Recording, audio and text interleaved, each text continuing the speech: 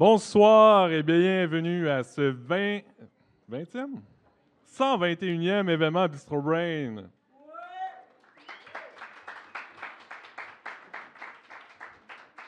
Donc, un événement thématique, la science de données ce soir en collaboration avec l'Université de Sherbrooke dans le cadre de leur semaine de la philanthropie. Pour ceux qui ne me connaissent pas, je m'appelle Alexis Thibault, je suis directeur de Bistro Brain, ce merveilleux organisme depuis déjà 3 ans. Et je vais faire l'expérience sociale aujourd'hui avec vous. Je vais vous poser la question à main levée. Qui ici en est à sa première expérience Bistro Brain? Parfait. Qui ici, parmi ces mêmes personnes, s'est fait inviter ou amener? Parfait. Maintenant, on donne une chance aux inviteurs à lever leur main. Donc, qui ici a invité au moins une personne qui est présente ce soir? OK, maintenant, je monte les enchères. Qui ici a invité 2 personnes qui sont là ce soir?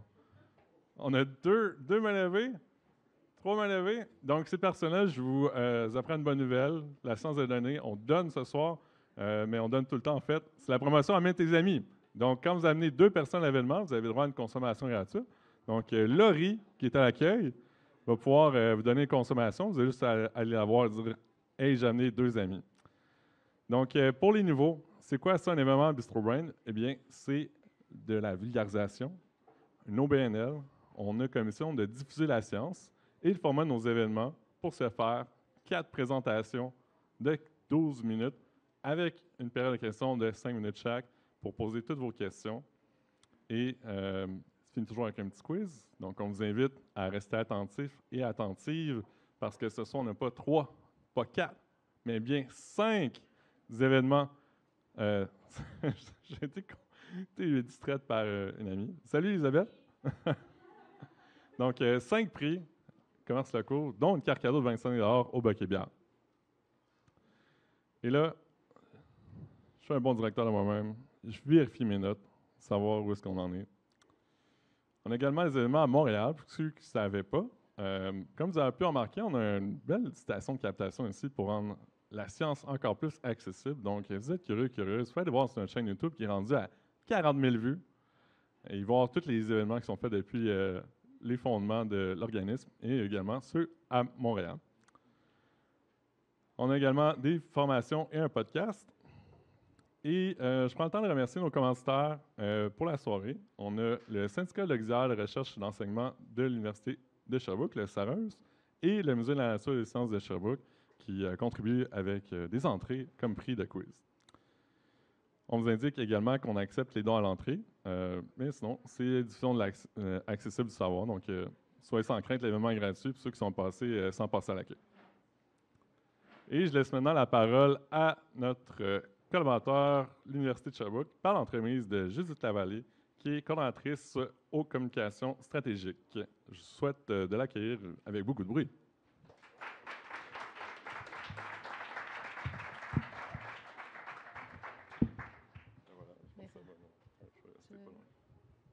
Merci, Alexis. Alexis l'a mentionné, je m'appelle Judith Lavallée, je suis la coordonnatrice des communications stratégiques pour la grande campagne de l'Université de Sherbrooke. On se demande un peu, c'est quoi mon rôle à la manière d'un Bistro Brain qui veut le vulgariser. Moi, ce que j'essaie de démontrer, c'est que la philanthropie, c'est pas juste des soirées de bal avec des grandes robes, mais que ça a des impacts tangibles dans le quotidien de plusieurs personnes. C'est un plaisir d'être ici aujourd'hui, particulièrement, Alexis le mentionnait, c'est la semaine de la philanthropie à l'Université de Sherbrooke, qui est justement une semaine pour nous permettre de démystifier qu'est-ce que c'est la philanthropie, mais c'est quoi les retombées aussi dans un contexte universitaire. Souvent, on va penser que ça va s'adresser beaucoup à des organismes communautaires, etc., mais à l'université, la philanthropie a vraiment un impact majeur. Alors, ce soir, on va explorer ensemble ce qui fait vibrer la philanthropie, cet art de donner qui va au-delà des simples gestes de générosité. On va toucher du doigt un peu cette science de la connexion humaine, celle qui transforme non seulement des vies, mais qui bâtit des ponts, qui inspire des rêves et qui, ultimement, redéfinit notre monde. Ce soir, grâce au précieux partenariat avec Bistro Brain, du Sarius puis du Bac et Bière, on va plonger dans la science de donner. On va avoir des présentations stimulantes et des perspectives qui, je l'espère, vont nous inspirer à voir la philanthropie sous un nouvel angle ou pas. Merci d'être ici. Que cette soirée soit pour vous une source d'inspiration, une invitation à imaginer le pouvoir de chaque geste, aussi petit soit-il. Essayons de grandir ensemble pour ce mouvement, pour que notre engagement résonne bien au-delà de nos murs. Bref, j'ai des coupons, moi, de bière. Fait que si vous avez envie d'en entendre un peu plus parler de philanthropie universitaire, bien, je serai votre amie pour la soirée. Fait que venez me voir après. Merci.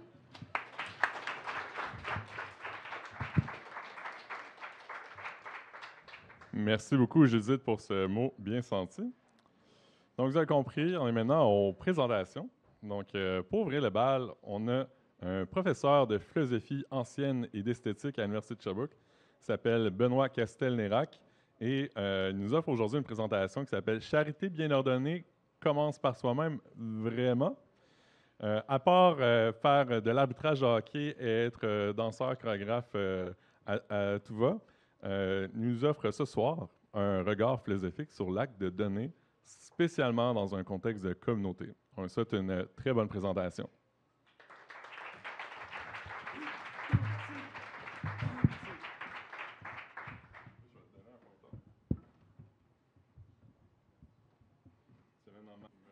Yeah, voilà.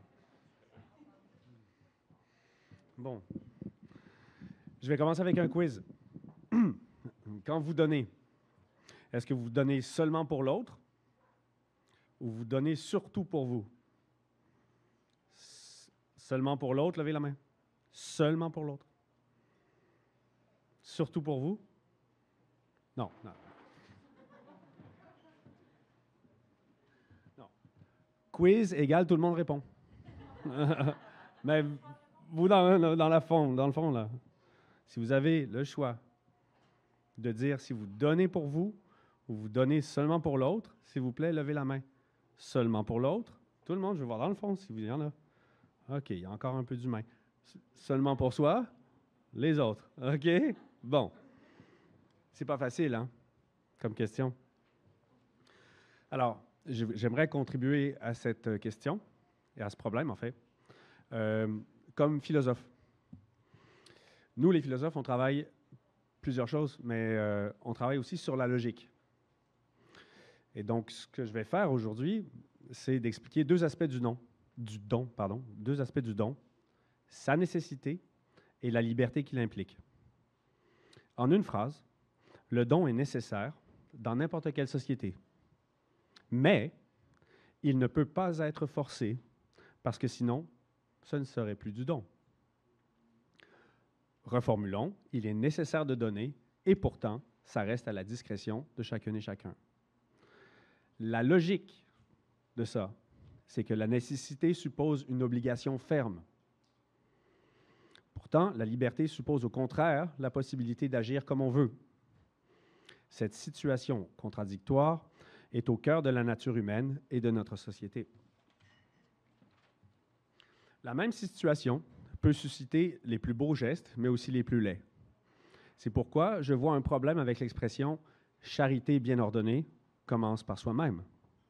En effet, s'il faut toujours attendre d'être bien servi avant de servir quelqu'un d'autre, la charité se réduit à un surplus donné de manière raisonnable, avec une notion de calcul en tête. Mais la générosité est-elle toujours un calcul? Une générosité calculée, est-ce encore de la générosité? Voyons donc la logique du don pour voir si, entre nécessité et liberté, il est possible de répondre à cette question.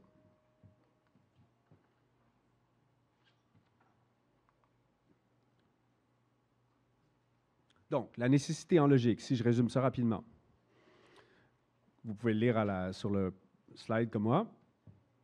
C'est une condition sine qua non, sans quoi quelque chose est impossible. Une expression latine que vous utilisez peut-être ou que vous utiliserez demain, c'est sûr. Donc, sans laquelle quelque chose est impossible. Par exemple, il n'y a pas de fumée sans feu.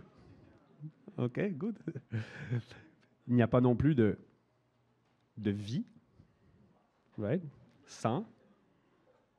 Pas de fumée sans feu, pas de vie sans Sans eau, ouais, bravo, avec une petite, une petite pieuvre en bonus. OK. Donc, pour illustrer la place essentielle du don dans toute société, j'ai choisi de vous lire une page de Marcel Mauss. Le texte, son texte, Essai sur le don, a fêté son 100e anniversaire cette année. Il est écrit en 1923-1924, on est maintenant 100 ans après. C'est un texte fondamental pour la sociologie, l'ethnologie, l'anthropologie, etc. Sa contribution a été dans toutes sortes de domaines en même temps, mais à partir d'un point focal précis qui est le don, la générosité, ses obligations, sa réalité dans les sociétés primitives. En écrivant ça, Mauss était vers la fin de sa carrière. Donc, il est né au 19e siècle et il était un des derniers à avoir eu des contacts avec des sociétés qui étaient encore primitives en Asie, Polynésie, en Amérique et surtout en Amérique de l'Ouest. C'est lui qui a mis vraiment l'accent sur une notion que vous connaissez tous, qui est le potluck ou le potlatch. OK? Donc, voici la référence pour être bien scientifique. Ça a été publié dans l'année sociologique. C'est repris maintenant dans les collections PUF, collections Quadrige. Donc, vous l'avez en petit livre. Voici potlatch, comme il l'écrit. Et ça se prononce, donc ça vient du chinook. Et ça se prononce quelque chose comme potlatch, avec un tch à la fin, pour être sûr de ne pas faire n'importe quoi. Je vais vous lire son texte. Vous allez voir, c'est superbe. Il y a tellement de mots, mais il y a tellement de belles idées. Donc, j'y vais. Un chef doit donner des potlatches pour lui-même, pour son fils, son gendre ou sa fille, pour ses morts. Ah oui, il faut que je vous dise, c'est quoi déjà un potlatch? Merci de me l'avoir dit. OK, un potlatch, c'est une fête où, ben, je ne sais pas si vous avez fait un peu d'entrepôt, mais c'est une fête où quelqu'un donne à quelqu'un d'autre d'une manière rituelle. Et ça peut impliquer des clans, des tribus, ou tribus et tribus, soit nationalement, et des fois même c'était des réseaux internationaux. Donc, on pouvait aller très loin pour donner un potlatch. Ce qu'on faisait, c'est qu'on réunissait tous ces biens, nourriture, femmes, enfants, vêtements, armes, chevaux, etc. On les amenait chez quelqu'un et on disait, tout ça, c'est à toi. T'en fais ce que tu veux. Et donc, pendant une semaine, tout le monde consommait tout ça. Et à la fin, ce qui restait, il arrivait parfois qu'on le brûle. Et la personne, dans un excès de générosité, pouvait même brûler sa propre maison. Il pouvait brûler ses propres biens parce que dans la relation donateur-donateur, il allait de toute façon recevoir la même chose la saison d'après. Donc, c'est plus qu'une tradition, c'est vraiment une manière de fonctionner qui est à l'origine de nos sociétés, ce que Mauss appelle une prestation totale, c'est-à-dire que ça implique l'ensemble de l'économie, qui était basée sur la générosité. Après, toutes ces relations économiques ont été spécialisées dans ce qu'on appelle, nous, maintenant, des contrats, des relations familiales, des relations économiques, etc., etc. La thèse de Mauss, c'est de dire que les sociétés primitives, en fait, elles étaient basées sur la générosité. Et ce qu'on a fait, nous, c'est qu'on a pris tous les actes de générosité et on les a codifiés selon la manière dont on le faisait. Donc, comment on se marie? Ben, on donne une femme. Comment on donne une femme maintenant? Ben, c'est avec une bague, avec un bouquet, avec une dot, peut-être, si on est vraiment old school. Donc, je lis ce texte. Un chef doit donner des potlatches pour lui-même, pour son fils, son gendre ou sa fille, pour ses morts. Il ne conserve son autorité sur sa tribu et sur son village, voire sur sa famille. Il ne maintient son rang entre chefs nationalement et internationalement que s'il prouve qu'il est hanté et favorisé des esprits et de la fortune, qu'il est possédé par elle et qu'il la possède. Il ne peut prouver cette fortune qu'en la dépensant, en la distribuant, en humiliant les autres, en les mettant à l'ombre de son nom. Ce noble, ça c'est les noms des tribus, Quatkiult ou Haïda, a exactement la même notion de la face que le lettré ou l'officier chinois. On dit de l'un des grands chefs mythiques qui ne donnait pas de potlatch qu'il avait la face pourrie. Même l'expression est ici plus exacte qu'en Chine, en Chine c'est perdre la face, car au nord-ouest américain, perdre le prestige, c'est bien perdre l'âme. C'est vraiment la face, c'est le masque de danse, le droit d'incarner un esprit, de porter un blason, un totem, c'est vraiment la persona qui sont ainsi mises en jeu. Le texte parle de lui-même. On voit une économie entièrement dirigée par le don, avec la possibilité pour certaines faces pourries de s'y soustraire. Je vais revenir à la soustraction à l'obligation. Mais pour Mauss, ce système de don se retrouve à des degrés divers dans toutes les sociétés primitives. Dans la société qui est la nôtre, l'État a remplacé le chef de la tribu. Il contrôle l'économie par un système qui ressemble de loin au potlatch. Ce sont les impôts. Pourtant, les impôts sont beaucoup trop une obligation et beaucoup trop financière pour qu'on puisse en parler en termes de générosité. C'est à ce moment que la liberté entre en jeu. La liberté, en logique, donc, c'est de pouvoir se soustraire à n'importe quelle règle. Il y a quelque chose de fascinant avec le don. On peut facilement constater un acte de générosité, mais il est très difficile d'affirmer sans se tromper pourquoi le donateur a agi de la sorte. Alors, regardez ce petit schéma. Je ne sais pas si vous pouvez voir, mais on a des donateurs, là. Et ils donnent pour des raisons. Et ces raisons, on ne peut pas les identifier. C'est très difficile de savoir exactement pourquoi on donne. On sait ce qu'on donne, par contre. On voit la nourriture, l'argent, l'amour aussi, du temps que j'ai mis ici en T. Mais pourquoi?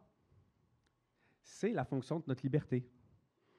On peut donner son argent, son temps, son amour, n'importe quoi. Mais si on le fait pour qu'on nous rende exactement l'appareil, on a une réponse qui est une drôle de réponse, c'est-à-dire que dans ce cas-là, c'est un simple échange économique. Je donne quelque chose pour la même chose. C'est une réciprocité directe. Et dans ce cas-là, même si ça peut être à notre discrétion, on donne pour recevoir. Échange économique de base. La liberté est peut-être là, mais c'est un marchandage, en fait. D'accord? Donc, il doit y avoir une liberté supérieure de pouvoir donner quelque chose pour quelque chose d'autre qui relève simplement de notre discrétion. C'est à notre discrétion de donner ce qu'on veut et pour ce qu'on veut. À mon avis, si on enlève ça du don, ça ne marche pas. Donc, cette liberté est constitutive du don.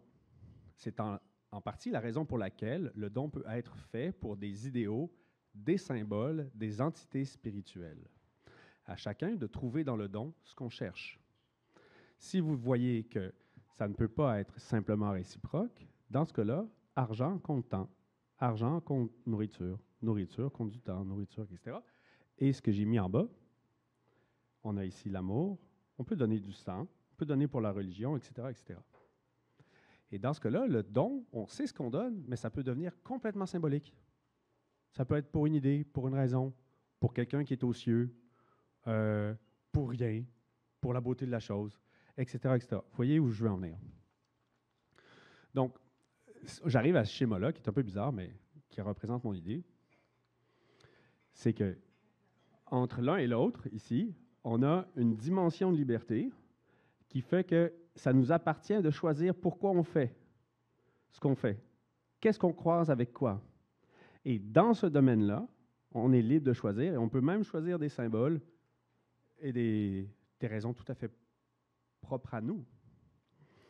Donc, pour finir, je pense que où est-ce qu'on en est maintenant, nous, au 20e siècle, 21e siècle déjà, on a la logique de base entre égoïsme et altruisme. C'est les deux termes qui sans doute vous viennent déjà en tête quand vous m'écoutez. Et ce sont deux termes qui sont vraiment récents, en fait. Fin 18e, milieu 19e. Égoïsme vient du grec « égo », qui veut dire « je » en grec. Donc, égoïsme, c'est le fait de ne penser que par soi, pour soi et pour soi-même. Altruisme vient du latin « alter », qui veut dire « l'autre », donc c'est penser à l'autre.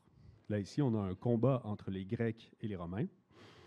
Donc, les Grecs qui représentent l'égoïsme, donc le fait d'être centré sur soi, et l'altruisme, qui est la générosité pure et brute.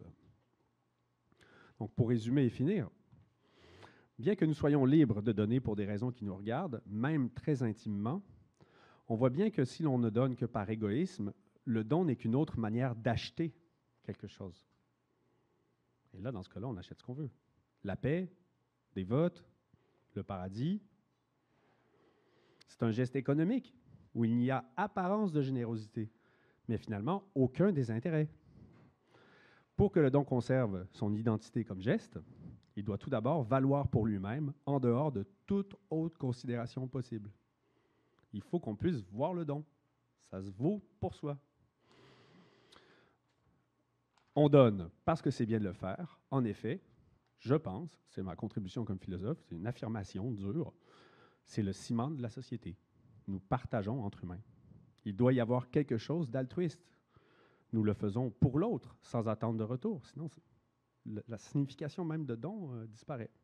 Il devient donc possible de se sacrifier pour quelqu'un, mourir de sa propre générosité, contre l'intérêt et contre la survie, dans un acte animé uniquement par l'amour du prochain. Alors là, c'est sûr que vous avez en tête la scène du Titanic où Jack meurt. Et ce qui est fou, c'est qu'elle finit par le récompenser en envoyant un diamant dans le fond de l'eau. Mais bon. D'une situation contradictoire impliquant la nécessité et la liberté, nous passons donc à une situation paradoxale. Le pur altruisme.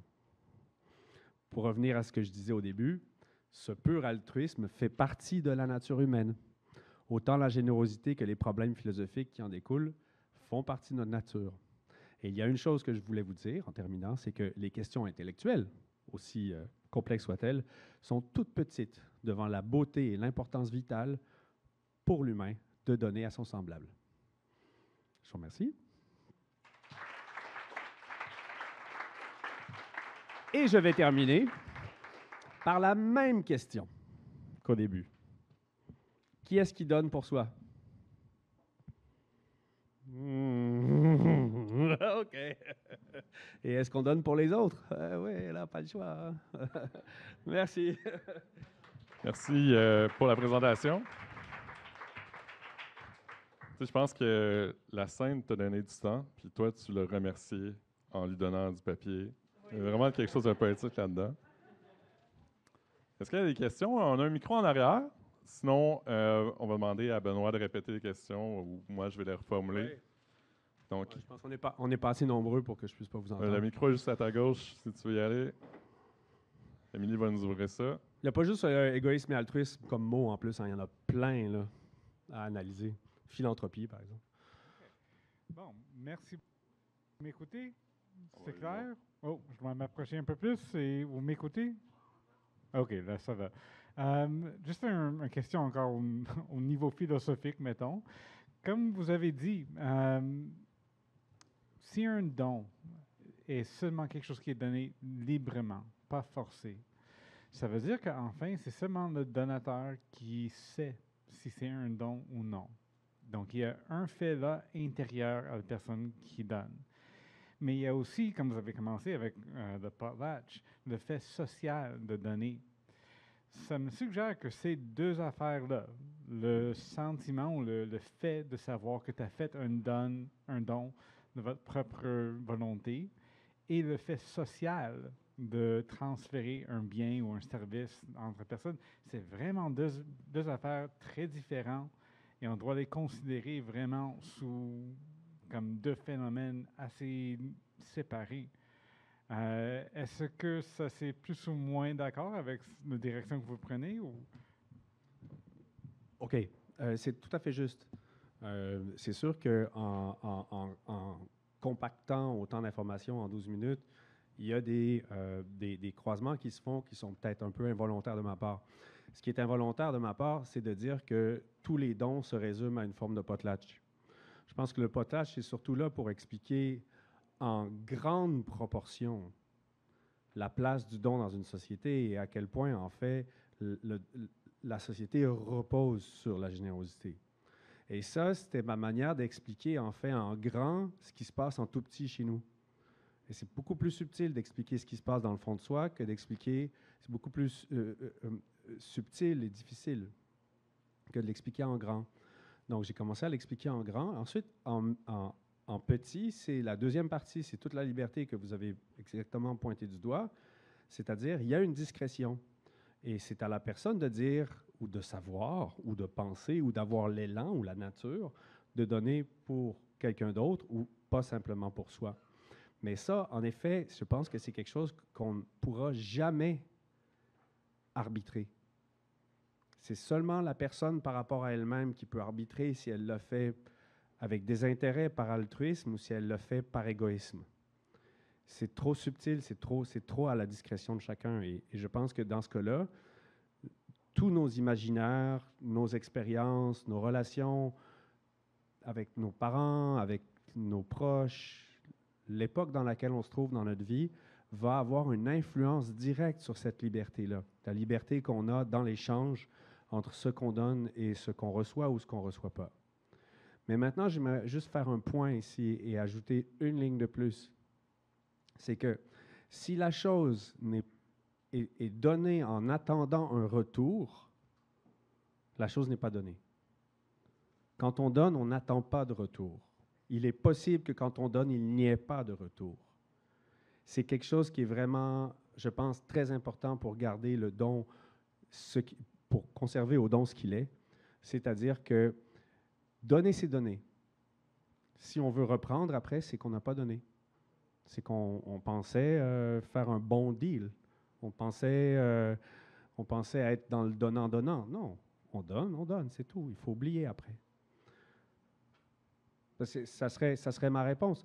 Je peux l'illustrer d'une certaine manière aussi. Quand je pensais à cette présentation, j'écoutais la radio et c'était à Énergie, le segment Révélation je ne sais pas si vous connaissez, sans doute pas, mais c'est un segment où, à la radio où les gens font une déclaration extraordinaire à quelqu'un, soit qu'ils détestent ou soit qu'ils aiment. Et cette fois-là, c'était un propriétaire qui voulait donner 7 mois de loyer à son locataire, parce que son fils venait d'avoir la leucémie. Et lui, il venait de perdre sa job, le locataire, perdre sa job, perdre ses revenus, et il n'arrivait pas à payer son loyer. Donc, en direct, à la radio, il y a le propriétaire qui parle à son locataire, qui lui dit « Tiens, je viens de donner 7 mois de loyer ».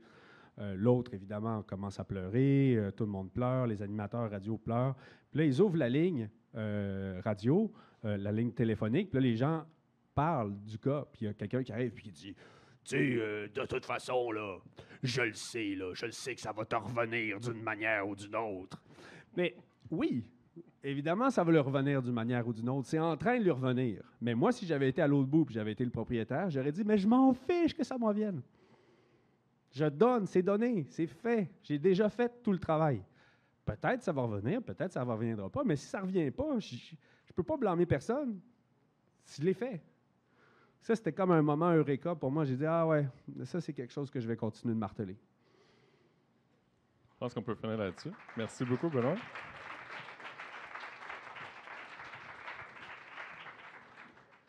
Donc, vous avez vu, on a commencé un peu plus tard. On va prendre la pause maintenant, vu qu'on a 3 présentations. Donc, j'invite de prendre le temps de donner de quoi d'alimenter votre estomac.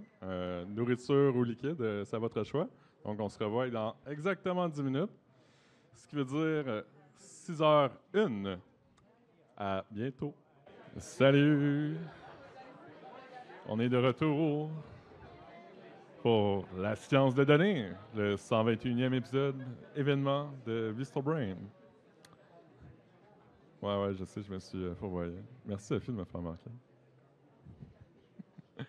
OK, bon, ben, on continue avec la belle soirée. Merci de votre attention précieuse. Vous la donnez volontiers. Donc, prochaine présentation s'appelle « Combien pour ta culture ?» Elle est offerte, donnée par Olivier Champagne-Poirier, professeur au département de communication de l'Université de Sherbrooke. Et Olivier, dans sa vie, c'est une personne qui se pose la question qu'est-ce qui facilite ou freine les dons aux arts et à la culture? Merci d'être généreux en applaudissements.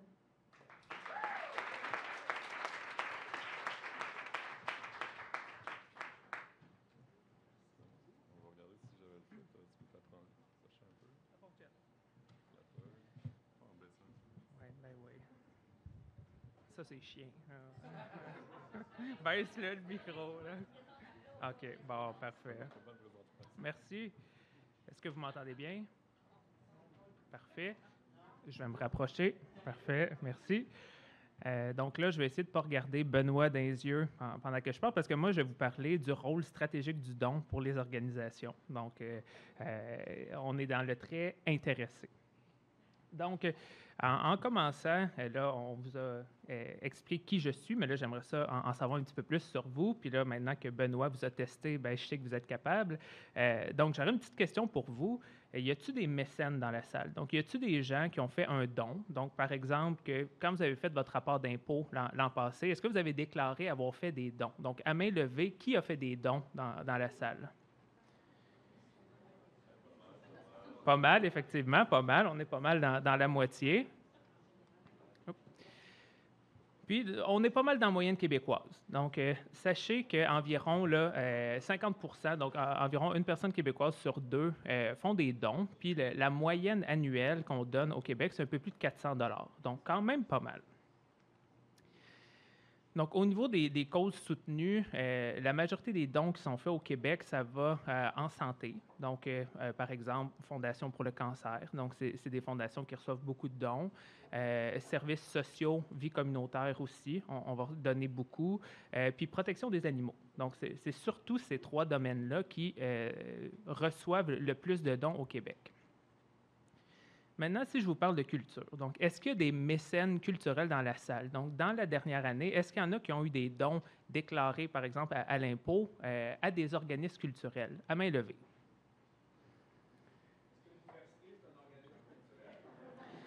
Ben, est-ce que tu as fait un don pour la stratégie art et culture de l'université?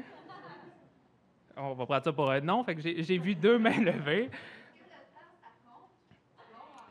Bien, ça se déclare moins bien à l'impôt. Mais oui, ça compte. C'est bon.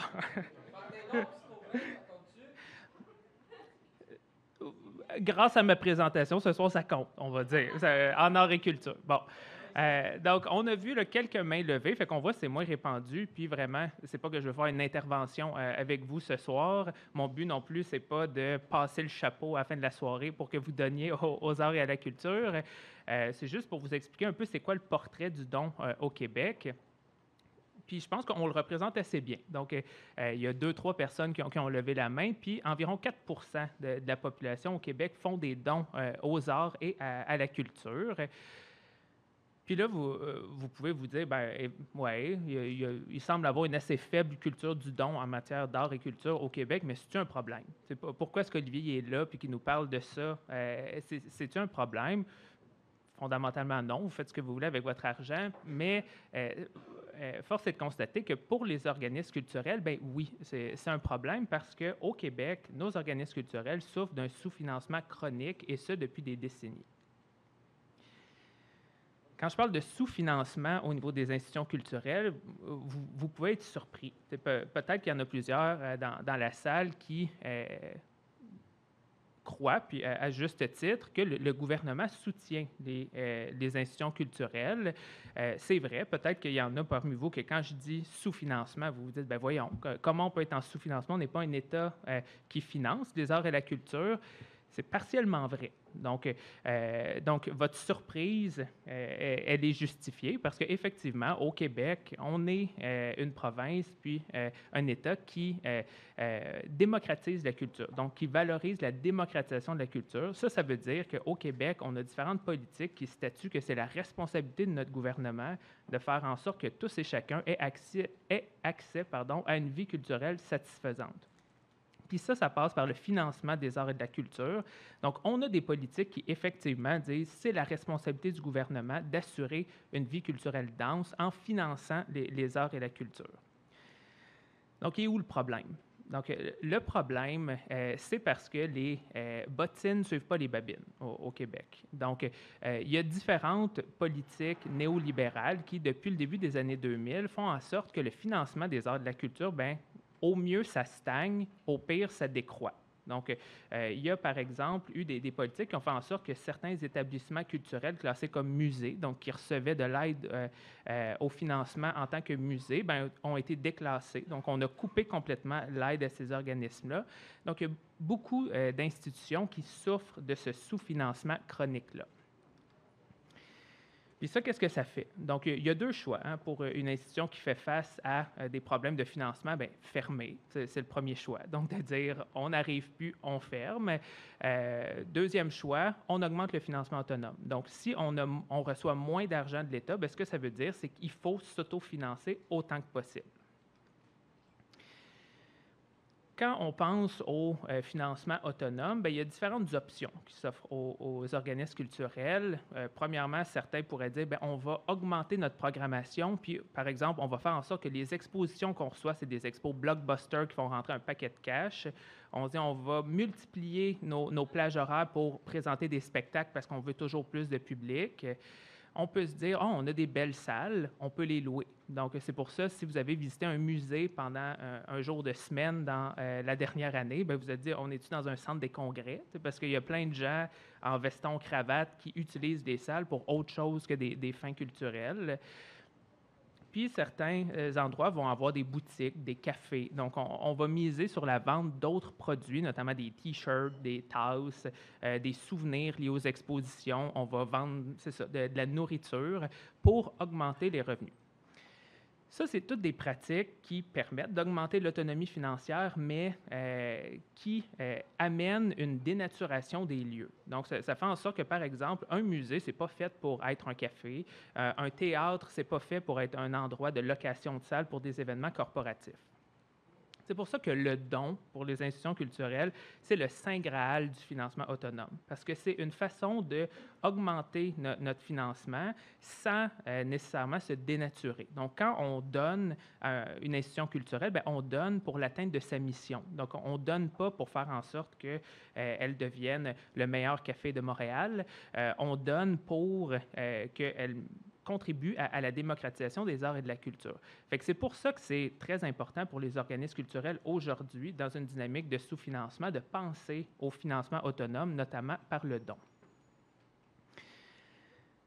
Donc là, je vous ai parlé de vous, on a parlé des dynamiques de dons individuels. Sachez que c'est vrai, quand on dit qu'il n'y a pas de petits dons, c'est tout à fait vrai, mais il y a des grands dons aussi. Puis ça, sachez que si vos dons font des différences, bien, imaginez celles des grandes entreprises. Donc, par exemple, des entreprises qui ont les moyens de donner 500 000, 1 million pour, par exemple, une institution culturelle, bien ça fait des grands impacts au sein de ces organisations-là. Donc, les organismes culturels, ce qu'on veut, c'est aller chercher le don des grandes organisations puis s'inscrire dans leur politique philanthropique, donc leur politique de don. Mais force est de constater qu'au Québec, on a une culture de don qui est assez particulière, mais on en sait très, très peu sur cette culture-là, puis on en sait très, très peu sur ce qui va inciter ou freiner les organismes lorsque vient le temps de penser à est-ce que je donne à une cause culturelle. Donc, on sait quand même certains éléments sur notre contexte, mais force est de constater que ce n'est pas de la recherche très récente. Donc, voilà une dizaine d'années, par exemple, il y avait une étude qui avait été faite qui montrait que tant les donateurs que le milieu culturel lui-même avaient une connaissance très limitée des incitatifs financiers qui sont liés aux dons. Donc, toutes les mesures fiscales liées aux dons, tant, par exemple, les théâtres, les musées, ne les connaissaient pas que les membres du public. Donc, les gens ne savaient pas trop combien me coûte réellement mon don. Donc, parce qu'il y a des incitatifs financiers, il y a des déductions d'impôts, puis même il y a des leviers après ça financiers au gouvernement que si on donne, bien, des fois, les organismes arrivent à multiplier ces dons-là, mais on ne le sait pas. Aussi, il y a certaines études plus récentes qui montrent que le don aux arts et à la culture par les grandes entreprises au Québec, ça reste encore relativement marginal. C'est environ le quart des grandes entreprises au Québec qui font des dons aux arts et à la culture. Puis ces organismes-là donnent environ 14 % de leur portefeuille de dons aux arts et à la culture. Ça veut dire que c'est environ 3 % du portefeuille de dons global des grandes entreprises au Québec qui va aux arts et à la culture. Fait qu'on est un peu dans la même situation que la population générale, hein, que je vous disais, environ 4 % des personnes donnent aux arts et à la culture. Le portefeuille de dons des grandes organisations, c'est environ ça, 4 % qui va aux arts et à la culture. Dans les raisons qui sont surtout évoquées pour ne pas donner aux arts et à la culture, c'est notamment la perception d'une absence de lien avec la mission. Donc, si moi, j'ai une grande organisation, je peux dire, donner à un théâtre, c'est quoi le lien avec ma mission? Non, je ne donne pas. Tout comme des organismes vont dire, c'est simple, je ne reçois pas de demande. Donc, je ne donne pas aux arts et à la culture parce qu'il n'y a pas d'organisme culturel qui me contacte pour me demander de l'argent. Puis, une raison assez répandue, c'est la perception que les arts et la culture sont déjà abondamment subventionnés par le gouvernement. Donc, de dire pourquoi je donnerais à des organismes qui reçoivent déjà beaucoup de sous du gouvernement. Donc, ça ressort. Fait que cette espèce de dynamique où il y a un sous-financement chronique, comme je vous expliquais, elle n'est pas vraiment connue de la part des organisations. Donc, qu'est-ce qu'on fait avec ça? Là, je vous présente un portrait un petit peu pessimiste des choses. Qu'est-ce que des organisations qui ont besoin de ces sous-là peuvent faire avec tout ça? Donc, comment on peut inverser la tendance? En ce moment, on n'a pas grand-chose sur quoi s'appuyer fait au Québec, mais quand même, il y a des travaux qui ont été réalisés en Europe, notamment France, Belgique et aux États-Unis, qui nous permettent de faire certaines hypothèses sur comment on pourrait inciter les organisations à faire des dons. Là, je parle de ma définition de ce qu'est un don, pas celle de Benoît, parce que moi, je parle de don quand même assez intéressé. Donc, le but, c'est de faire connaître quand même les bénéfices, là, je ne regarde pas Benoît, liés aux dons. Donc, quand même, on voit dans la littérature qu'il y a plusieurs raisons stratégiques de donner pour les organisations. Force est de constater qu'elles sont méconnues. Donc, quand même, pour les organisations, il y a des bénéfices au niveau de tant l'image de marque que la marque employeur. Donc, les gens, les clients vont être davantage susceptibles d'acheter des produits ou services d'organisations s'ils savent que c'est des organisations qui sont investies en art et en culture. Même chose pour les personnes employées. Donc, des personnes vont être davantage fidèles à leur employeur ou vont chercher à travailler dans une organisation s'ils savent que c'est une organisation qui est impliquée en art et culture. La recherche d'influence artistique, c'est aussi présent dans les raisons de donner. Donc, par exemple, moi, si j'avais une grande organisation, puis je suis particulièrement intéressé par l'opéra, le théâtre, l'humour, je pourrais me dire, je vais faire un don pour que ce domaine culturel-là soit encore plus développé dans mon milieu, dans ma communauté. Donc, je pourrais avoir une influence sur les arts et la culture au sein de ma communauté. Il y a certainement un enjeu de réseautage. Donc, les donateurs, les mécènes, généralement, sont invités à des événements au sein des organisations. Donc, on peut réseauter, on peut se faire des contacts. C'est une démonstration de responsabilité sociale des entreprises, le concept qu'on abrévie souvent à RSE, responsabilité sociale des entreprises, mais démontrer qu'on comprend que notre entreprise a un rôle social à jouer puis est un moteur de soutien au sein de la communauté, ça a une certaine valeur. On peut lier à des stratégies marketing. Donc, par exemple, si moi, je fais partie d'une industrie créative, par exemple, j'ai une grande entreprise où on produit des jeux vidéo, de m'associer aux arts et à la culture, de m'associer à la créativité, ça peut être payant pour moi. Puis, j'en ai parlé, il y a des incitatifs financiers qui sont nombreux au Québec dans le fait de donner aux arts et à la culture. Fait que ça, on sait que c'est des motivations qui sont susceptibles de fonctionner, mais dans quelle mesure elles pourraient fonctionner au Québec, on ne le sait pas. On ne le sait pas parce qu'il n'y a pas de recherche qui a été faite là-dessus. Puis, ce pourquoi je suis ici pour vous parler, c'est notamment parce qu'avec l'Université de Sherbrooke, on a amorcé un projet de recherche en partenariat avec le Théâtre de la Ville. Ça vient de commencer, fait que spoiler, j'ai rien à vous dire vraiment là-dessus, autre que de mettre la puce à l'oreille. Donc, on a amorcé un partenariat avec le Théâtre de la Ville, qui est une institution culturelle. Donc, c'est un diffuseur d'art et de culture, dont le budget de fonctionnement est uniquement assumé à 10 % par des subventions. Fait qu'on ne parle pas d'une institution abondamment subventionnée par les subventions. C'est une institution que, dans les dernières années, ont fait beaucoup de démarches pour augmenter leur financement autonome. Donc, maintenant, leur programmation est bookée mur à mur. Ils louent les salles en masse. Donc, ils ont vraiment optimisé leur façon de faire pour aller chercher autant d'argent que possible. Mais ils ont des grands projets. Ils ont des grands projets de rénovation de leur salle de spectacle. Ils ont des grands projets de construire une nouvelle salle de spectacle. Là, on voit le sketch à l'écran. Donc, ils ont besoin d'aller chercher des dons. Donc, ils ont besoin d'aller chercher des sous pour faire ça parce qu'il n'y a pas nécessairement de subvention pour le faire. Puis, ils ont maximisé leur source de revenus. Donc, pour cette organisation-là, le rôle de la philanthropie est stratégique également. Donc, ce qu'on va faire au courant de la prochaine année, notamment avec une stagiaire postdoctorale là, qui s'appelle Karine, avec qui je vais travailler là, pour la prochaine année, bien, on va faire une démarche de recherche pour mieux comprendre c'est quoi les barrières et les leviers à la philanthropie culturelle sur la rive sud de Montréal, parce que le théâtre est situé à Longueuil. Donc, on veut mieux comprendre dans les entreprises d'ici, au Québec, qu'est-ce qui peut justement freiner ou agir comme une motivation à donner pour développer des stratégies de communication qui sont appropriées pour les organisations. Parce que, par exemple, mettre l'emphase sur les leviers financiers, quand ce n'est pas ça qui motive nos organisations, bien, c'est contre-productif. Donc, dans la prochaine année, on va faire des sondages, on va faire des entretiens avec les responsables des projets de philanthropie au sein des organismes. On va aussi faire des ateliers de design thinking avec l'équipe du théâtre pour co-créer avec eux des stratégies de communication pour leur campagne de philanthropie.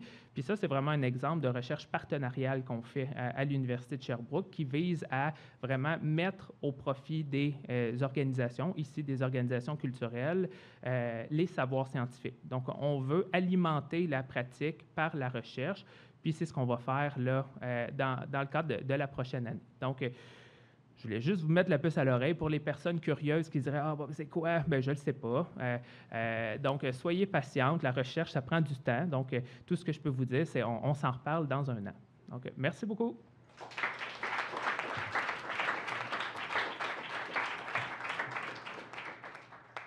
Merci Olivier pour ta présentation. Très intéressant. Merci.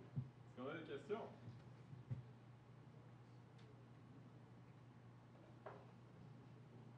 Oh, Elisabeth. C'est vraiment intéressant, premièrement. Merci. Puis, je sais que le projet de recherche, il n'existe pas encore. Je vais vous poser des questions trop précises par rapport à ça, mais je me demandais, de ce que je comprends de ce projet-là, ça va produire des outils pour le théâtre de la ville pour travailler dans son projet de financement.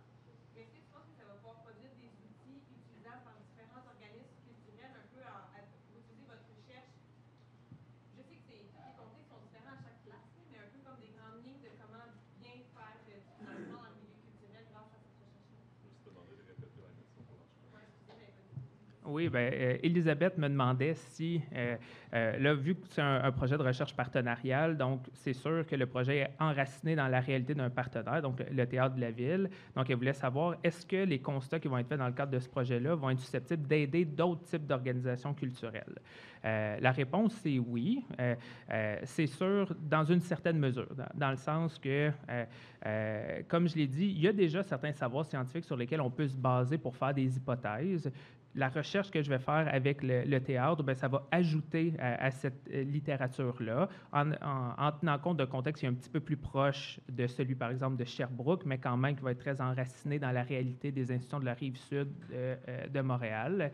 Donc, c'est sûr qu'il y a plusieurs éléments qui vont être trouvés, qui vont être transférables. C'est de la recherche partenariale. Ça veut dire que, par exemple, le financement pour ce projet-là vient à la fois de l'université, des subventions que je vais chercher, et d'une contribution de l'organisation. Ça veut dire que la propriété intellectuelle de ce qu'on va trouver, c'est partagé. Fait que j'ai le droit de faire ce que je veux avec ça. Puis, en tant que chercheur, bien, ce qu'on veut faire, c'est diffuser. Donc, c'est sûr que les constats qui vont être faits, bien, ils vont être diffusés. Ils doivent servir au plus d'organismes culturels possible, mais ils vont aussi être fondamentalement enracinés dans le contexte d'études, qui est le contexte de la Rive-Sud de Montréal. Fait que, oui et non. Oui, les résultats vont pouvoir alimenter d'autres démarches, mais La réalité, c'est que c'est souvent du cas par cas. Donc, de dire, si on s'intéresse, par exemple, à ce qui peut motiver aux dons pour les musées sherbrookois, bien, idéalement, il faudrait étudier ce qui motive aux dons pour les musées sherbrookois. Se baser sur ce qui a été fait ailleurs, c'est toujours un petit peu hasardeux. Si on veut, par exemple, investir dans des campagnes de communication, puis on veut être assez certain de leur efficacité, le mieux, c'est d'avoir une connaissance solide puis enracinée dans le terrain dans lequel on travaille. Maintenant, pour une dernière question, je pense qu'on avait quelqu'un au micro en premier. Désolé, Gab. Oui, donc avec ce modèle de philanthropie, on dirait qu'on joue un peu dans optimiser la logique néolibérale d'aller chercher l'argent des entreprises. Est-ce qu'il y a d'autres manières de permettre le financement sans dépendre toujours du gros riche? Il y a un peu d'opinion, désolé. Ouais, c'est une bonne question. Puis c'est vrai que plus les organismes culturels montrent qu'ils sont capables d'atteindre une autonomie financière, bien, plus après ça, l'État dépend de cette autonomie-là. Donc, de dire, bien, vous voyez, vous avez été capable de vous financer tout seul, bien, on va continuer à retirer des subventions ou à stagner. Là-dessus, il n'y a pas de réponse définitive. C'est un peu comme la poule ou l'œuf de dire, bon, ben, est-ce qu'en voyant à quel point les organisations sont créatives, ben, le gouvernement va financer davantage? Est-ce qu'après, il faut se dire, ben, si on veut être moins dépendant de ça, tant de l'État que des dons des organisations, est-ce qu'il faut augmenter le coût d'accès aux arts et à la culture? La plupart des organisations vont dire que non. La plupart des organisations québécoises, ce qu'elles veulent, c'est faire en sorte que leur coût d'accès soit aussi bas que possible. C'est la décision aussi du Théâtre de la Ville de dire que eux, culture pour tous, ça veut dire culture aussi accessible possible financièrement. Fait qu'il n'y a comme pas tant de bonnes réponses. Idéalement, c'est ça, c'est d'instaurer une culture où tout le monde va se dire, bon, ben c'est de notre responsabilité aussi de s'assurer que cette industrie-là, puis que ces offres culturelles-là puissent s'épanouir. Puis ça passe par une culture du don plus répandue dans la population, dans les organisations, mais aussi par un État qui réitère son engagement aux arts et à la culture. Fait que je pense qu'il faut que ça soit comme assez multilatéral. Là. Ça ne peut pas venir d'une solution précise. Il faut que culturellement, on se dise la démocratisation, ça passe par le soutien des arts et de la culture, puis ça vient de toute la société. Donc, Merci beaucoup. merci.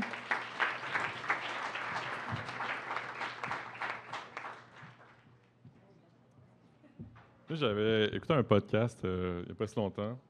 D'ailleurs, Bistro Brain a son podcast. On avait une conversation, c'est sur Wikipédia. Saviez-vous que le président directeur général, Jimmy Wales, est seulement millionnaire? Mais tout le monde ici a déjà lu un article à Wikipédia. Puis je pense qu'il m'avait remarqué, c'était à quel point cette personne renonce à un gain capital simplement pour les bénéfices du principe de rendre le savoir accessible. Puis je pense que c'est vraiment une bonne inspiration pour Bistro Brain. Fermeture de parenthèse. Donc, parlant d'inspiration, il y a une personne parmi notre équipe qui a décidé de nous sauver la vie parce que, historiquement, ça a été le recrutement de présentation le plus difficile de Bistro Brain. Vous savez, le sujet, la science de données, c'est assez précis, hein, mais on a quand même relevé le défi. On a un événement ce soir. Donc, premièrement, un applaudissement pour ça, s'il vous plaît.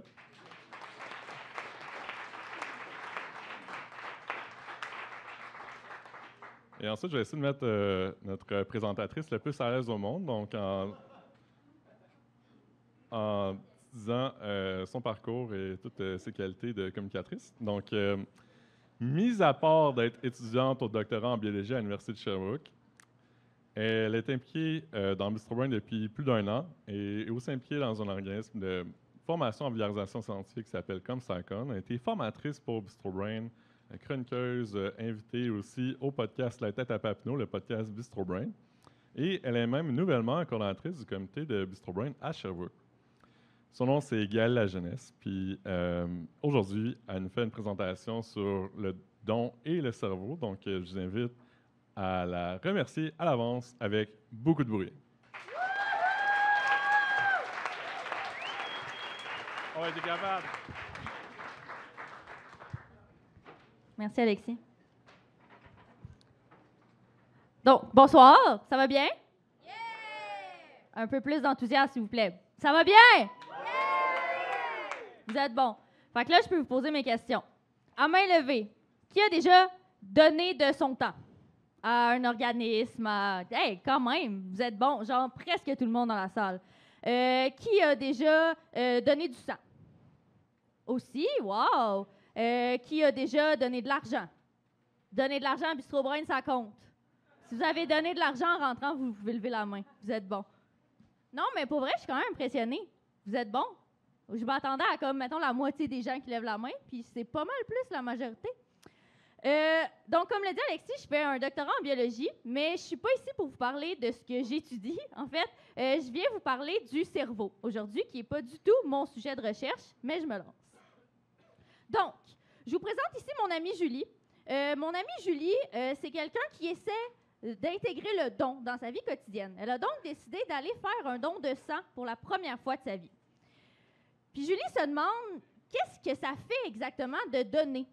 Outre de juste comme les bénéfices que le don de sang peut apporter au reste de la société, qu'est-ce que ça lui apporte à elle d'aller donner de son sang et donner de son temps par la même occasion? Bien, pour parler de ce que ça fait à Julie, il faut parler de son cerveau. Puis non, je ne parle pas ici du logo de Bistro Brain. Je parle du cerveau qu'il y a dans votre tête. Le cerveau, c'est l'organe qui régit absolument tout ce qui se passe dans votre corps. C'est par lui que tout passe, donc tout ce qui est perception de votre environnement, comment est-ce que vous interagissez avec les autres, etc.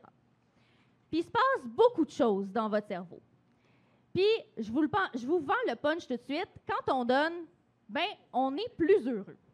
Puis on est plus heureux à cause de plein de petites molécules qui sont des molécules qui sont liées au bien-être, qui sont sécrétées dans notre cerveau quand on donne. Donc, allons faire un peu un zoom sur ce qui se passe dans notre cerveau et quels sont tous les invités finalement à ce party de bien-être. Donc, on a d'abord la sérotonine, molécule plus connue sous le nom de molécule du bonheur. Son nom l'indique, la molécule du bonheur, ça rend heureux. Facile de même. Ça a aussi plein d'autres rôles, là, ça régule vos humeurs, ce genre de trucs, mais ce qui est important à retenir, c'est vraiment que c'est la molécule qui est sécrétée dans votre cerveau quand vous êtes heureux. Fait que si, par exemple, passer du temps avec votre famille vous rend heureux, ben vous allez avoir plus de sérotonine dans votre cerveau. Fun fact, votre estomac, en fait, vos intestins produisent aussi de la sérotonine. Fait que c'est peut-être pour ça qu'il y a des gens qui sont si heureux quand ils mangent. Après l'arrivée de la sérotonine dans le cerveau, on a son bon ami, la dopamine. La dopamine, lui, non seulement il aide aussi à réguler les humeurs, mais c'est une hormone qui nous permet d'être calme dans le cerveau. Donc, elle a, elle aussi, plein de bons rôles. En général, elle vient de pair avec la sérotonine. Donc, ce sont deux molécules qui arrivent souvent main dans la main. Puis la troisième, c'est la molécule qu'on appelle molécule de l'amour. C'est l'ocytocine. La molécule de l'amour, c'est une molécule qui est sécrétée, par exemple, quand vous donnez un câlin à quelqu'un. Donc, c'est pour ça qu'on dit que donner des câlins, c'est bon pour la santé. Fait que si vous n'avez pas donné de câlin encore aujourd'hui, je vous le suggère. Donnez un câlin à votre voisin. Je vous laisse 2 secondes, là. Aimez-vous. Oui, là. Vas-y, Méliane. Je sais que tu n'as pas eu de câlin aujourd'hui. Donc, l'ocytocine, ou molécule de l'amour, c'est aussi une molécule qui est sécrétée donc, quand on se sent bien. Entre autres, donc, quand on donne des câlins à quelqu'un, quand on aime quelqu'un, quand on a un lien fort avec une personne aussi, ça sécrète cette petite molécule-là. Donc, toutes ces molécules-là ensemble, dans le cerveau de Julie, c'est ça qui la rend heureuse de donner. Il y a plusieurs études qui ont porté donc sur ces différentes molécules-là et leurs mécanismes d'action. Je vais vous éviter de toutes les lire. Et je vais aussi vous éviter tous les termes complexes de transmission des molécules dans le cerveau. Mais en gros, ce sont toutes des molécules qui, indépendamment, sont sécrétées dans tous les jours de votre vie, mais qui le sont encore plus quand on fait cette action-là de donner et qui nous procurent donc un sentiment de bien-être. Vous avez sûrement déjà entendu que l'argent fait le bonheur, mais la façon dont on dépasse son argent aussi, ça aide au bonheur, entre autres par le don. Et entre autres, grâce à ce qu'on appelle l'euphorie du don. L'euphorie du don, c'est quand on fait l'action de donner, donc il y a une autre type de molécule qui est sécrétée, qui sont des endorphines, et qui nous rendent un peu high, si on veut. Fait que pour ceux qui ont déjà pris de la drogue, vous allez peut-être reconnaître le feeling. Pour ceux qui n'en ont jamais fait, si vous avez donné, même principe. Donc, les endorphines sont sécrétées dans notre cerveau et viennent aider une certaine région de notre cerveau qui est une région qu'on appelle de récompense. Donc, quand on donne, cette région-là, elle est activée et pas juste quand on reçoit. Donc, c'est une région du cerveau qui était initialement a été trouvée parce que quand on reçoit quelque chose, cette région-là du cerveau est activée. Et on a découvert par la suite que la même région était activée aussi lorsqu'on donnait. Et c'est ce qui nous procure donc ce sentiment d'euphorie et de bien-être quand on donne, sans arrière-pensée. Il y a aussi plusieurs bienfaits pour la santé au fait de donner. Le premier, c'est que ça diminue la pression sanguine. Ce qui a comme cause, entre autres, d'aider à augmenter l'espérance de vie. Donc, si vous donnez, vous allez vivre plus vieux. Fait que si vous voulez vivre vieux, donnez. Si vous ne voulez pas, ben, vous faites ce que vous faites. Et ça diminue aussi le stress. Fait que si vous êtes comme moi, un étudiant stressé, ben moi, je me dis, peut-être que je vais devenir... je vais donner, hein? Peut-être que ça va me déstresser un peu. On ne sait pas. On va l'essayer. Donc, comme je disais, le cerveau est... il y a certaines régions du cerveau qui sont plus activées quand on donne que d'autres. Donc, je vous donne ici l'exemple sur ma figure. Donc, les petits points jaune-orange que vous voulez, ce sont... Donc, plus c'est jaune, plus c'est activé. Donc, tout ce qui est en gris autour, c'est pas activé. Ici, c'est une image d'imagerie médicale, un IRM. C'est une compilation, en fait, de 19 patients qui ont passé cet IRM-là, patients auxquels on avait donné un certain montant d'argent, 123 000 pour être exact, ce qui est quand même vraiment beaucoup d'argent. Eux autres, il y avait du financement. Donc, ils ont donné 123 000 à 19 personnes. Ils leur ont dit, voici comme ce que vous pouvez faire avec. Il y avait le choix de garder l'argent pour eux, puis, je veux dire, je sais pas, le mettre dans une maison, whatever, là, ce qu'ils voulaient faire avec, ou de le donner. Puis quand ils donnaient leur argent, il y avait le choix de le donner, donc soit à l'organisme de leur choix, faire un don 100% volontaire, ou encore de le donner à certains organismes qui leur donnaient quelque chose en échange. Donc, il y avait différents organismes qui pouvaient donner différentes choses, et ils ont donc demandé à ces 19 personnes-là de choisir. Et ce qui est sorti de cette étude-là, c'est que les gens, quand ils donnaient leur argent sans attendre de récompense en retour, bien, ils voyaient tous cette petite région du cerveau ici, donc que vous voyez ici aussi sur une autre coupe du cerveau, qui était, si on voulait dire, qui s'illuminait. Puis cette région-là, bien, c'est la fameuse région de récompense dont je vous parlais. Puis ce qui est vraiment intéressant dans cette étude-là, c'est que ce n'est pas les gens qui recevaient une récompense en échange de leur don qui voyaient cette région-là s'illuminer le plus, mais bien les gens qui ne faisaient que donner cet argent-là. Vous me direz peut-être qu'ils étaient contents de la donner parce que ce n'était pas leur argent à base. Ils auraient pu décider de la garder aussi. Mais là, c'est bien beau recevoir 123 000 puis la donner à un organisme. Moi aussi, je recevrais plein d'argent. Je serais genre, hey, prenez-en, il n'y en a pas de problème, j'en donnerais plein à Alexis puis Bistrorin. Mais il n'y a pas juste ça. Puis c'est pas tout le monde qui a les moyens de donner. Donc, on a parlé beaucoup de dons d'argent, entre autres, aussi avec la dernière présentation. Puis effectivement, un don aussi petit qu'il soit a son impact, donc et sur soi-même et sur les organismes à qui on donne, mais ce n'est pas toujours possible. Donc, je vous encourage surtout à donner de votre temps ou peut-être faire des cadeaux faits maison aux gens que vous aimez ou ce genre de trucs. Mais si vous avez quand même de l'argent en banque à dépenser, je vous mets ici le PayPal, le code QR pour avoir accès au PayPal de Bistrobrain. On accepte les dons. Sinon, vous pouvez aller voir le riz à l'accueil aussi, il est vraiment fine. Donc, en résumé, qu'est-ce qui se passe quand Julie va faire son don de sang? Bien, c'est un party de molécules qui font du bien. C'est ça qui se passe. Puis c'est aussi simple que plus on donne, plus on est heureux. Merci.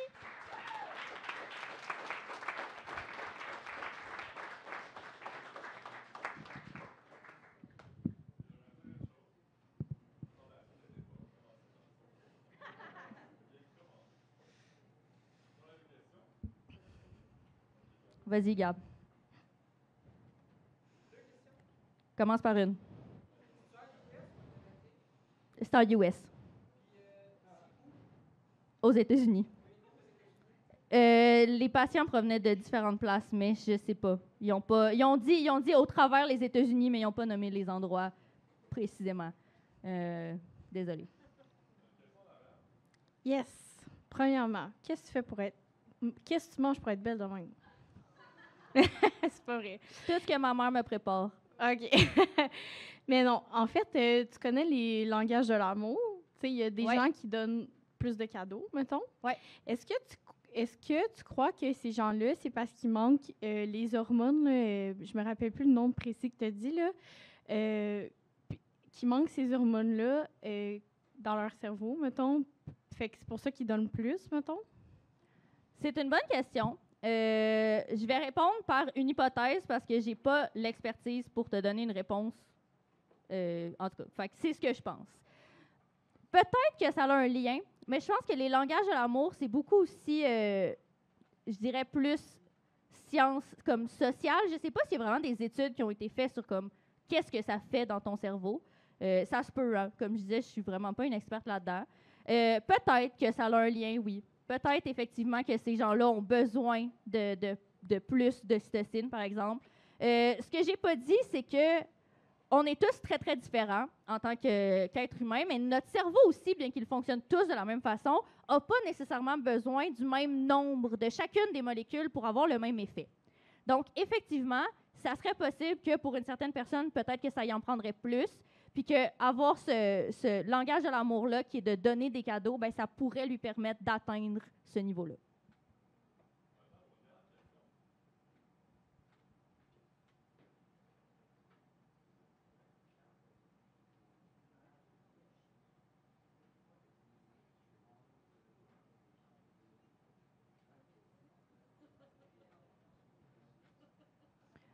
Oui, c'est clair. Donc, la question pour la captation vidéo, c'est quel était le délai entre le moment où les gens ont donné et où on a pris l'IRM, donc dans l'étude que j'ai présentée.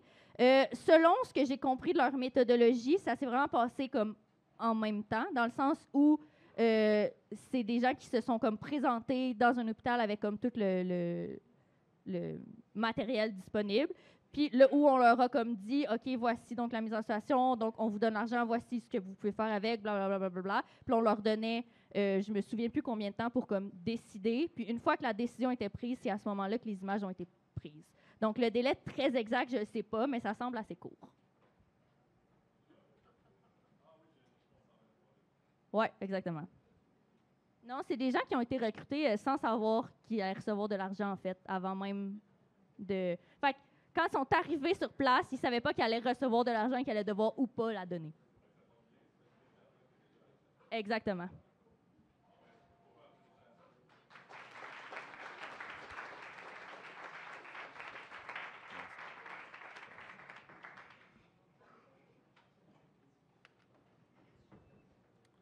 Donc, vous avez compris, hein, peut-être qu'il y a des gens qui donnent puis sans compter, mais pour ce soir, on compte bien. On est bien à 3 présentations complétées sur 3. Donc, c'est déjà le temps des remerciements. Mais on va afficher un code QR bientôt, pas tout de suite. On garde le suspense. On prend le temps de bien faire les choses. Donc, remerciements, merci à vous, cher public, non seulement d'être là ce soir, mais d'être là à chaque fois, de nous donner votre attention pour vraiment créer cette mission-là de partage de connaissances. Donc, merci. Une bonne main d'applaudissement.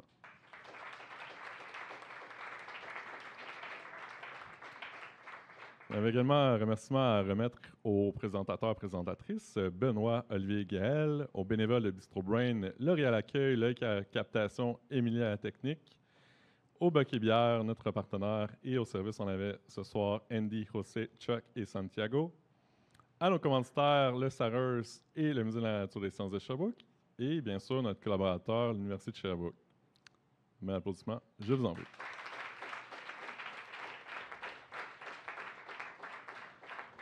Donc, maintenant, vous allez voir les 5 prix de quiz qu'on vous réserve. On est vraiment content d'être généreux de plus en plus comme ça. On est des bons partenaires pour le faire. Donc, le code QR va s'ajouter à l'écran. Le code QR va s'ajouter. OK, parfait. Donc, premier prix, carte cadeau 25 Bucket Bière, le site est déjà annoncé. On a l'appui du Musée de la Nature et des Sciences qui nous offre 2 entrées au musée juste sur la rue Frontenac, au 3e prix. Le 2e prix, c'est nouveau, c'est 2 participations à la formation Bistro Brain en vulgarisation scientifique. Donc, c'est celle qu'on donne à l'interne pour les gens qui montent sur scène. Mais si vous voulez gagner un peu de confiance puis recevoir les trucs de l'expérience de 7 ans de notre organisme, ben, c'est accessible. Puis vous pouvez venir avec votre buddy, votre budette. 4e prix, 3 consos au baquet bière. Et 5e prix, 1 conso. Donc, ça a utilisé ce soir, ça inclut le type, ça donne droit à des 13 onces de bière. Donc, on vous laisse un petit temps pour scanner ça. Si vous ne savez pas scanner un code QR, vous pouvez demander à la personne à votre gauche ou à votre droite. Et il y a un petit formulaire d'appréciation aussi à la fin. Vous avez des commentaires, c'est toujours constructif à recevoir, les bons comme les mauvais. On espère sincèrement que vous avez passé une bonne soirée. On se revoit dans 5 à 10 minutes, le temps de répondre aux questions. Il n'y en a pas beaucoup. Elles sont plutôt faciles. Donc, à bientôt.